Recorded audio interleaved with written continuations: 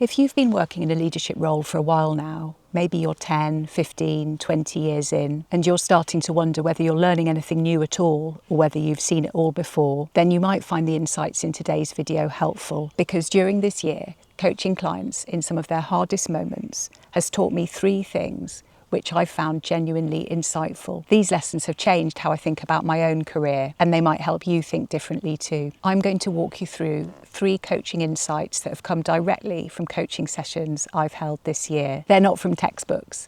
They're from clients that I've worked with who are genuinely stuck. Possibly the people I work with are people like you. So I wanted to share what I've learned in case they help you too.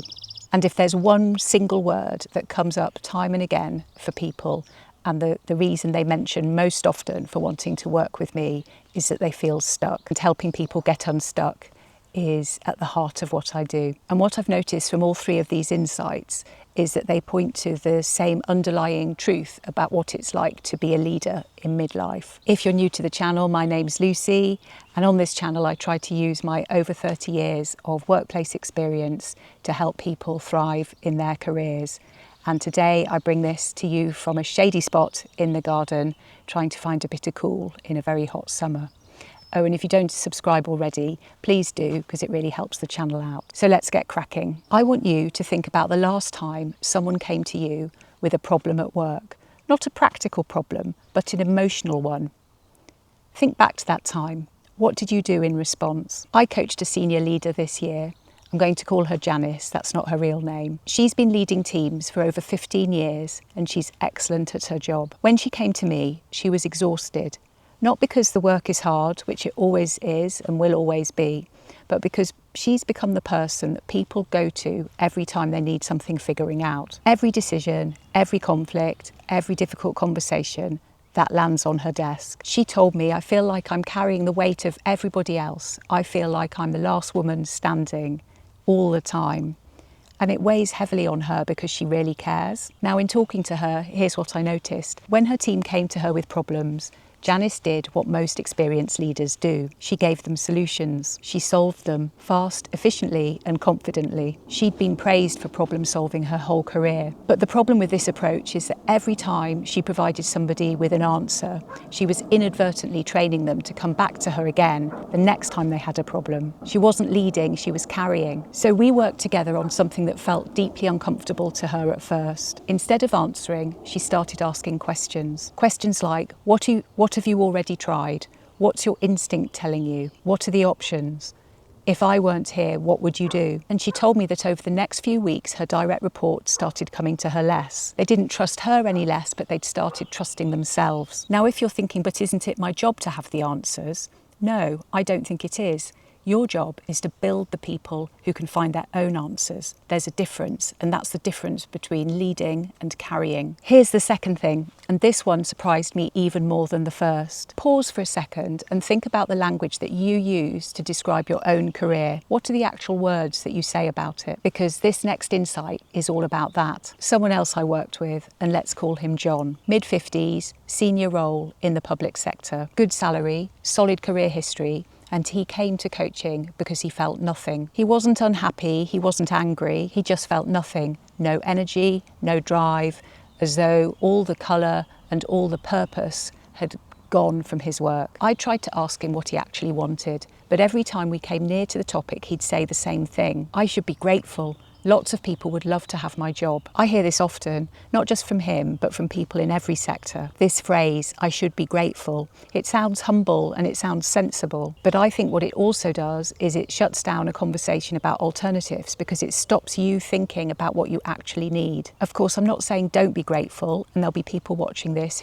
who will say that John should be grateful. And of course, he is lucky to have a job at all in this climate. But what I'm saying is that gratitude and honesty can coexist. You can be grateful for what you have, and you can also be honest that it doesn't suit you right now, it doesn't fit you anymore. Those 2 things don't cancel each other out. But when I should be grateful becomes the reason you stay year after year when you're not happy anymore, that doesn't sound like gratitude. That sounds more like fear of the unknown, fear of a different future. So I want to ask you, where in your career are you using the phrase, I should be grateful, to stop yourself from changing something that needs to be changed? Yes, and I forgot to mention a bit of an update on the discussion we were having the other day in my live stream. I'm seriously considering setting up the online community. The best place to keep up to date with that is going to be in my newsletter. So I'll pop a link below. If you're not subscribed already, then do subscribe. I promise not to spam you. I send out a weekly newsletter with information and reflections on the world of work in today's world. So I hope you find it interesting. But that's where I am definitely going to be sharing more information about the online community when I have it. So do subscribe to that.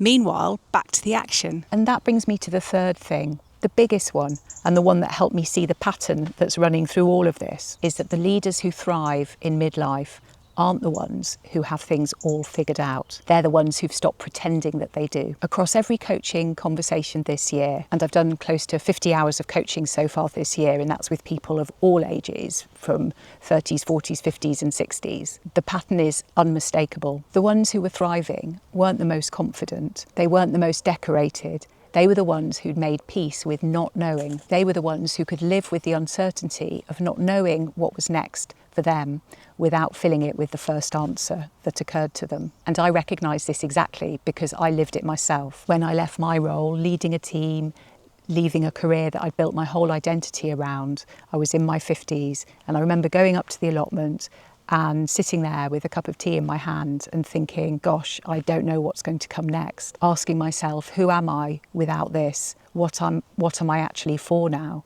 And I didn't have the answer at the time. And that was terrifying because for most of my career, I'd had the answer. I was the one who knew. I was the one who had an identity. I was the sort of person people came to sort things out. But here's what I've learned ever since, and it's been slow and it's been uncomfortable sometimes. That not knowing, that time when I genuinely didn't have a clue what was coming next, that rawness, that vulnerability, that wasn't a failing on my part. That was me allowing myself to be open to the possibilities of what might come next. It wasn't a gap in my leadership. It was a different kind of leadership emerging. The leaders who I coach now, who are struggling the most, who are the ones that can't tolerate that uncertainty. They fill it with the next job, the next title, the next distraction. And the ones who are thriving, they're the ones who've learned to be uncomfortable in the uncertainty, to allow the clarity that can only come over time, and living with that uncertainty rather than running away from it. So if you're in that in-between place where you know something's got to change, but you don't know what and you don't know how, I want you to know that you're not lost. You're just in the bit that comes before the answer, and it's normal that it feels uncomfortable. So those are the three things I've learned. The best leaders ask questions instead of handing out answers. The phrase, I should be grateful, is often fear in disguise. And the ability to sit in not knowing is not a weakness. It's a leadership skill that many people